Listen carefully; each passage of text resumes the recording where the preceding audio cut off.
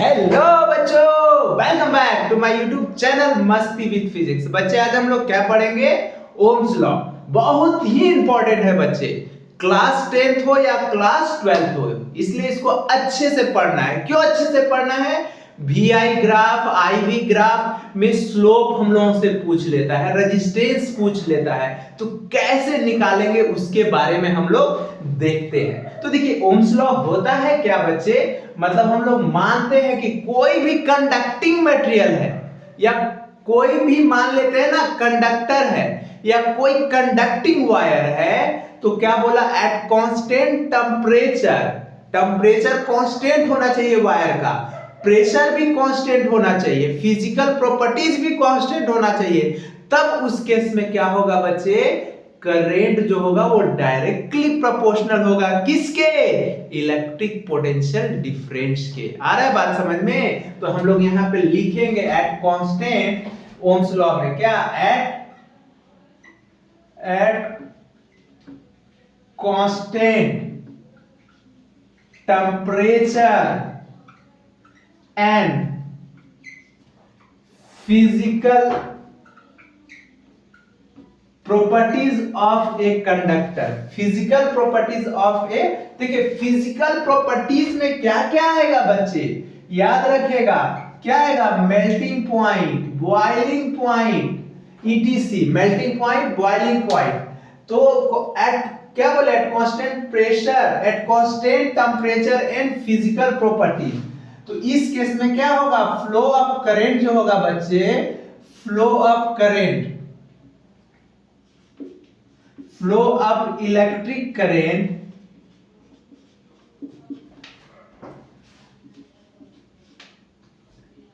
through a conductor is क्या होगा? Directly proportional होगा। क्या होगा बच्चे?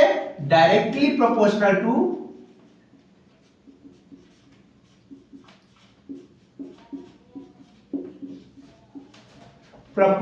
टू द potential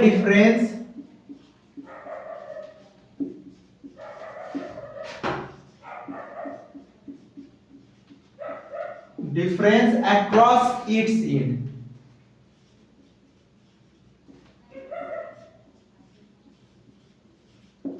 देखिए हम क्या बोले कि अगर एक कांस्टेंट होगा, क्या? Temperature and physical properties, temperature and physical properties of a conductor, that is melting point, boiling point. तो फ्लो ऑफ इलेक्ट्रिक करंट जो होगा through a conductor is directly proportional होगा किसके? Potential difference across its end के। आया बात समझ में?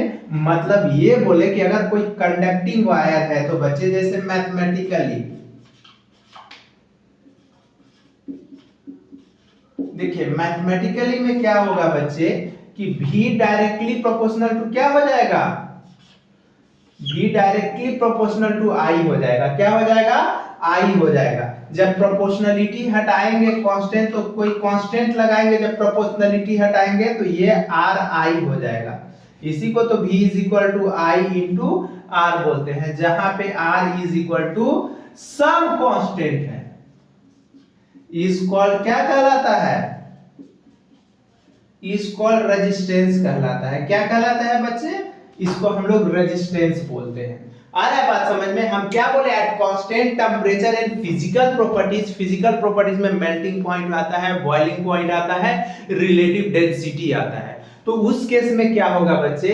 Flow of electric current through a conductor is directly proportional होगा किसके? To the potential difference across its end के। मतलब V directly proportional to I होगा, तो V is equal to RI, या उसी को IR, R is equal to some constant, is equal उसको हम लोग क्या बोलेंगे? रेजिस्टेंस। रेजिस्टेंस होता क्या है बच्चे? रेजिस्टेंस जो होता है बच्चे, वो डायरेक्शन ऑफ क्या? डायरेक्शन ऑफ करंट को, या direction of flow of current को अपोज करता है। अपोज मतलब उसके मोशन को रेसिस्ट करता है, रोकना चाहता है। इसी कारण देखते हैं जब करंट पास करता है कोई कवर वायर से, कवर अप वायर से, तो आप छूते हैं तो देखते हैं गर्म का महसूस होगा, हॉट लगेगा कि वायर गर्म है। क्यों? ही उसके रेजिस्टेंस के कारण। यही कारण है बच्चे कि करंट जो होता है क्या करता है? करंट के डायरेक्शन को हमेशा रेजिस्टेंस रेसिस्ट करता है, रोकता है, मतलब यहाँ फ्रिक्शन का काम रेजिस्टेंस कर रहा है करंट का। जैसे नाइक्रोम वायर, टंगस्टन वायर हम लोग लेते हैं तो उसका रेजिस्टेंस और बॉइलिंग पॉइंट बहुत ज्यादा होता है, इसी कारण से उसका रेजिस्टिविटी ज्यादा होता है, इसी कारण से वो ज्यादा ग्लो करता है, हीट का लॉस ज्यादा होता है। इसीलिए तो हम लोग ब्लोअर में ये सब में यूज हीटर में करते हैं।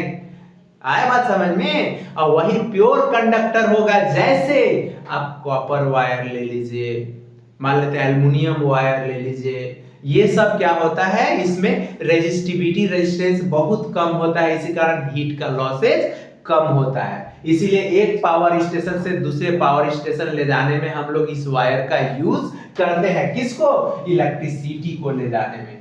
आया बात समझ में? अब देखिए हम लोग बात करते हैं बच्चे कि रेजिस्टेंस से आपसे पूछेगा कि यूनिट क्या होगा रेजिस्टेंस का। आपसे पूछ देगा कि रेजिस्टेंस का यूनिट क्या होगा, रेजिस्टेंस का डिफिनेशन क्या होगा, और रेजिस्टेंस किस किस फैक्टर पे डिपेंड करेगा, ये पूछ सकता है ना। देखिए कैसे पूछेगा, तो देखिए V इज इक्वल टू क्या हो गया, IR। तो हम लोगों से पूछेगा कि define resistance.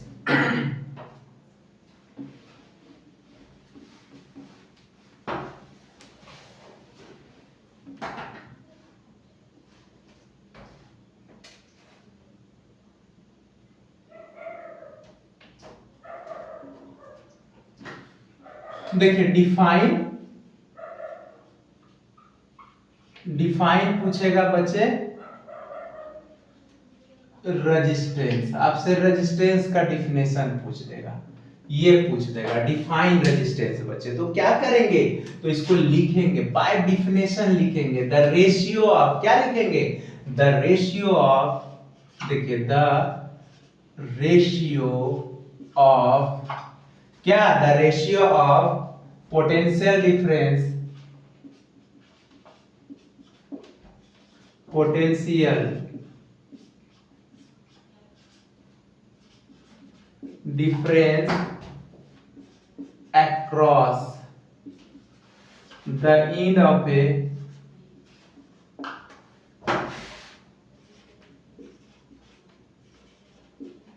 conductor to the क्या होगा, फ्लो ऑफ करंट। क्या होगा बच्चे, फ्लो ऑफ करंट। देखिए हम बाय फॉर्मूला डिफिनेशन लिखे हैं, आप लोग भी यही कीजिए, कितना याद रखिएगा। तो वही the ratio of potential difference across the end of a conductor to the क्या होगा, फ्लो ऑफ करंट होगा। मतलब हम लोग resistance is equal to potential, क्या होगा, potential difference PD, potential difference बटे flow of current, flow of current. जैसे R is equal to V बटे I, क्या होगा, V बटे I। और ये क्या होगा बच्चे, it is a scalar quantity होगा। क्या होगा, स्केलर क्वांटिटी होगा। आए बात समझ में, ये स्केलर होगा। और इसका SI यूनिट क्या होगा, SI यूनिट ऑफ R क्या होगा, R इज इक्वल टू, तो क्या लिखेंगे, यूनिट ऑफ V, तो यूनिट ऑफ V का क्या होता है, वोल्ट बटे करंट का एम्पियर, तो वोल्ट बटे एम्पियर, इसी को हम लोग ओम लिखते हैं। ओम को हम लोग सिंबल ये देते हैं बच्चे, याद रखिएगा, ये ओम का सिंबल है, ये ओम का सिंबल है। आया बात समझ में? तो ये ओम्स लॉ हो गया। ओम्स लॉ समझ में आया क्या? क्या बोले कि ये स्केलर क्वांटिटी है, क्या बोले, it is a scalar quantity है, और ऐसा यूनिट क्या होता है, वोल्ट बटे एम्पियर, इसी को हम लोग क्या बोलते हैं, ओम बोलते हैं। आया बात समझ में? अब देखिए R बटे R is equal to V बटे I है ना, क्योंकि V इज इक्वल टू क्या होता है, IR होता है। अब हम ये भी तो बोल सकते हैं, ग्राफ भी तो देख सकते हैं, V versus I graph, I versus V graph. तो आप ये याद रखिएगा कि V वर्सेस I ग्राफ क्या देता है, तो यहाँ पे लिखेंगे slope of V versus I graph is given by, क्या देगा, रेजिस्टेंस देगा। क्या देगा बच्चे, रेजिस्टेंस देगा, याद रखिएगा। Slope of I versus V graph given by क्या देगा, रेसिप्रोकल ऑफ रेजिस्टेंस देगा। ये बहुत बहुत इंपॉर्टेंट है। तो क्या बोले, स्लोप ऑफ हम बोले slope of v versus i graph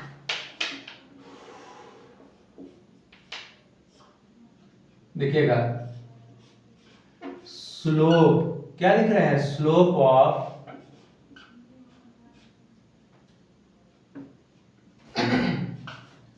v versus i, मतलब v वर्सेस i मतलब potential difference versus i graph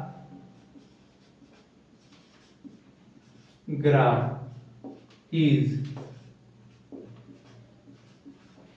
given by, क्या देगा हम लोगों को गिवन बाय, क्या बोले, slope of v versus i graph is given bye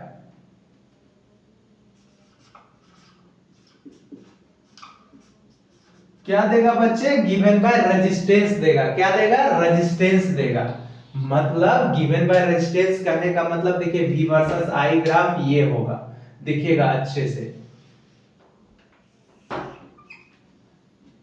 ये v है और ये i है, तो इसका ग्राफ ऐसे जाएगा बच्चे, ये होगा इसका, देखिए एंटी क्लॉकवाइज है, ये एंगल थीटा है, आया बात समझ में। तो इसका स्लोप क्या हो गया, slope is equal to m is equal to tan theta is equal to क्या दे देगा, r, यहाँ पे लिखेंगे तो स्लोप ऑफ क्या बोले, स्लोप ऑफ, तो देखिए इसका स्लोप जो होगा v वर्सेस i ग्राफ का इज इक्वल टू r होगा, किसी को m भी बोल सकते हैं, इसी को tan थीटा भी बोलते हैं, इसी को हम लोग क्या लिख सकते हैं, v बटे i, v is equal to क्या होता है, ir होता है ना, v is equal to ir, देखे तो r इज इक्वल टू क्या हो जाएगा, v बटे i। मतलब ये समझ में आया कि tan थीटा जो होगा वो डायरेक्टली प्रोपोर्शनल होगा r के, मतलब थीटा भी होगा, मतलब दैट इज, ये भी लिख सकते हैं क्या, that is theta directly proportional to क्या होगा, r के, रेजिस्टेंस के, मतलब जितना ज्यादा थीटा होगा उसका रेजिस्टेंस उतना ज्यादा होगा। जैसे कि इस केस में आपसे पूछ देगा, जैसे ये v है और ये i है, मान लेते हैं यहाँ पे दो पॉइंट हो गया, ये a है और ये b है, ये यहाँ पे थीटा 1 बना लिया और ये वाला कितना बना लिया, थीटा 2 बना लिया, बोल रहे हैं किसका रेजिस्टेंस ज्यादा है, तो यहाँ पे देखिए तो थीटा 2 ग्रेटर देन क्या है, थीटा 1 है, तो इसको लिख सकते हैं tan theta 2 greater than tan theta 1, क्यों, क्योंकि tan थीटा इंक्रीजिंग फंक्शन है, 0 डिग्री से लेके 90 डिग्री के बीच में tan का वैल्यू इंक्रीज करता है, क्यों, क्योंकि tan 90 का वैल्यू अनडिफाइंड होता है, इंफिनिटी होता है, tan 0 का वैल्यू 0 होता है, tan 30 का वैल्यू 1/√3 होता है, tan 60 का वैल्यू √3 होता है, tan 45 का वैल्यू 1 होता है, आ रहा है ना समझ में, देख रहे हैं 0 से लेके 30 1/√3, 45 1, 60 √3, देख रहे हैं 1.732 बढ़ते जा रहा है, इसी कारण तो tan थीटा 2 ग्रेटर देन हो जाएगा, मतलब इसका रेजिस्टेंस क्या हो जाएगा, RB का रेजिस्टेंस ज्यादा होगा RA से, क्यों ज्यादा होगा, क्योंकि इसका एंगल ज्यादा है, स्लोप ज्यादा है, आ रहा है बात समझ में। ये हम देखे slope of v versus i graph का देखे, ठीक है। अब हम देखते हैं स्लोप ऑफ क्या, i वर्सेस v ग्राफ का, किसका देखते हैं, i वर्सेस v ग्राफ का, क्लियर है ना, कोई दिक्कत नहीं ना। अब आते हैं हम लोग slope of i versus v graph, slope of i versus v graph बहुत बहुत इंपॉर्टेंट है बच्चे, slope of i versus v graph.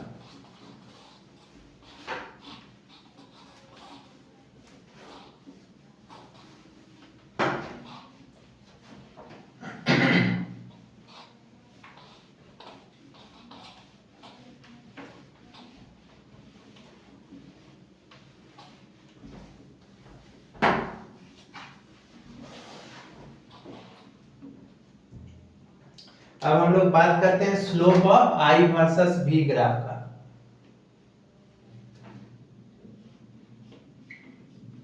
Slope of i versus v graph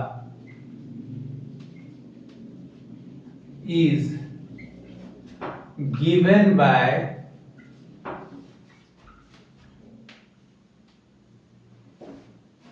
is given by क्या देगा, is given by reciprocal of resistance देगा, is given by क्या देगा बच्चे, रेसिप्रोकल ऑफ रेजिस्टेंस देगा।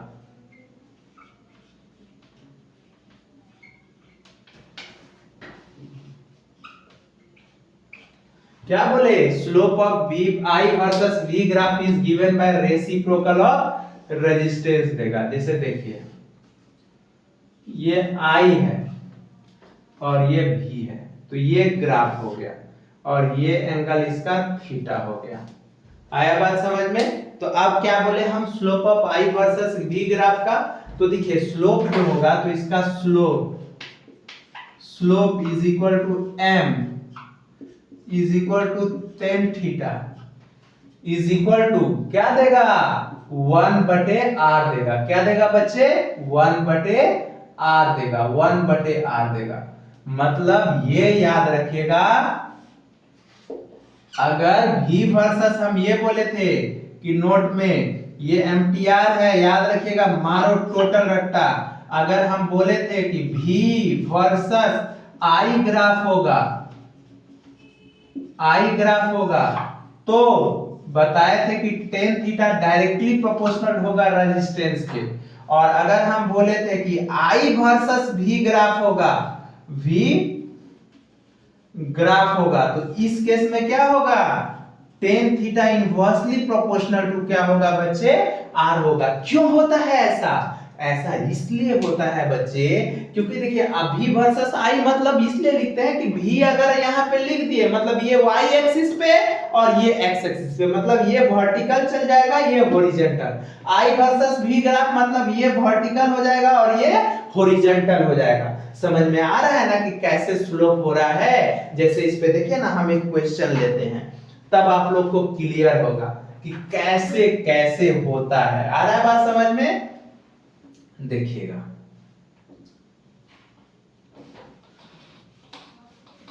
जैसे देखिए इसी पे क्वेश्चन पूछ देगा, इस टाइप का दे देगा। जैसे यहाँ पे एक क्वेश्चन दे देगा बच्चे I वर्सेस V ग्राफ। देखिए I वर्सेस V ग्राफ दे दिया। अब यहाँ पे दो दे दिया पॉइंट, देखिए A और B दे दिया, तो यहाँ पे थीटा कितना हो गया 1 और यहाँ पे थीटा 2 हो गया।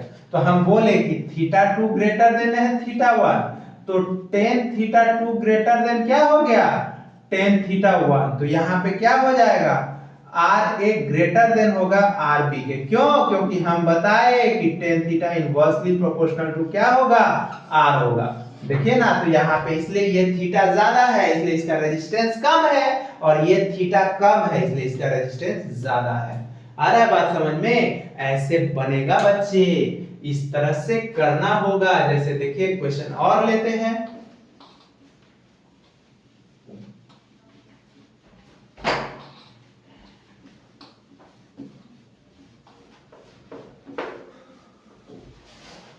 जैसे देखिए इस टाइप का मान लेते हैं ना, हम लोगों से ये पूछ देगा। एक तो याद रखिए कि ओमिक कंडक्टर क्या होता है। देखिए ओमिक कंडक्टर का मतलब क्या होता है, ओमिक कंडक्टर, ओमिक कंडक्टर का मतलब होता है द कंडक्टर विच क्या ओबे ओम्स लॉ। किसको, ओम्स लॉ को। अगर ओम्स लॉ को ओबे करता है तो इस कॉल क्या कहलाएगा, ओमिक कंडक्टर कहलाएगा।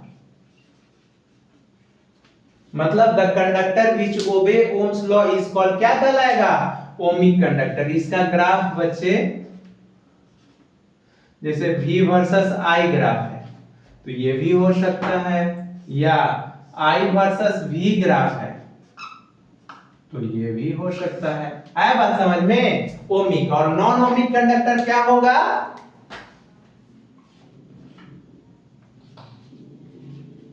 देखिए नॉन ओमिक कंडक्टर,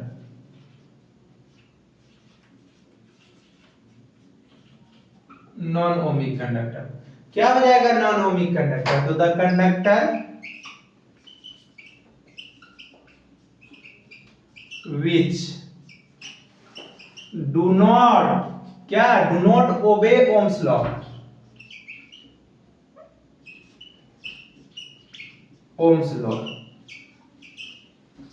मतलब वैसा कंडक्टर जो ओम्स लॉ को ओबे नहीं करता है। जैसे इसका ग्राफ मान लेते हैं V वर्सेस I ग्राफ है, ये है मान लेते हैं, या I वर्सेस V ग्राफ है, मान लेते हैं I वर्सेस V ग्राफ है, ये है।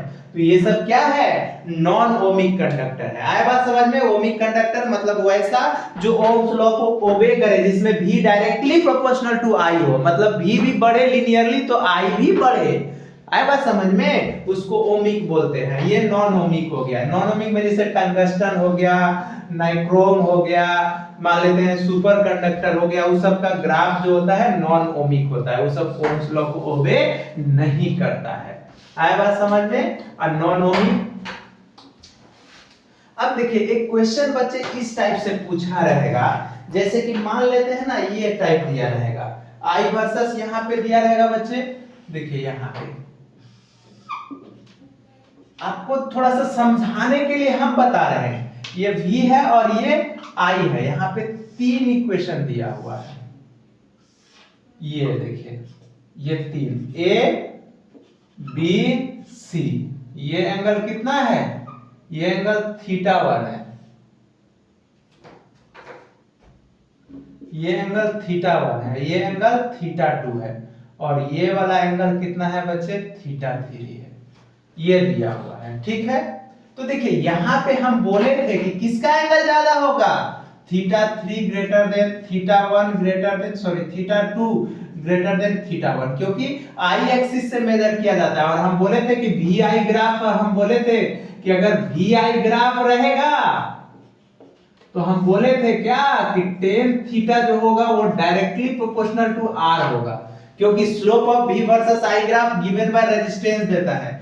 तो अब अगर यहाँ पे tan θ3 ग्रेटर देन क्या हो जाएगा? tan θ2 ग्रेटर देन tan θ1, तो इसका मतलब रेजिस्टेंस सबसे ज्यादा किसका हो गया बच्चे?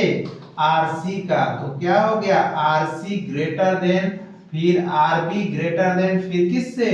RA से। ये हो गया, देखिए इस टाइप का। और अगर यहाँ पे मान लेते हैं कि I वर्सेस V ग्राफ दिया रहे, क्या रहे? I वर्सेस V ग्राफ दिया रहे, यहाँ I है बच्चे और यहाँ V है, I वर्सेस V ग्राफ। अब यहाँ पे 3 लाइन है मान लेते हैं, ये 3 लाइन दिया हुआ है,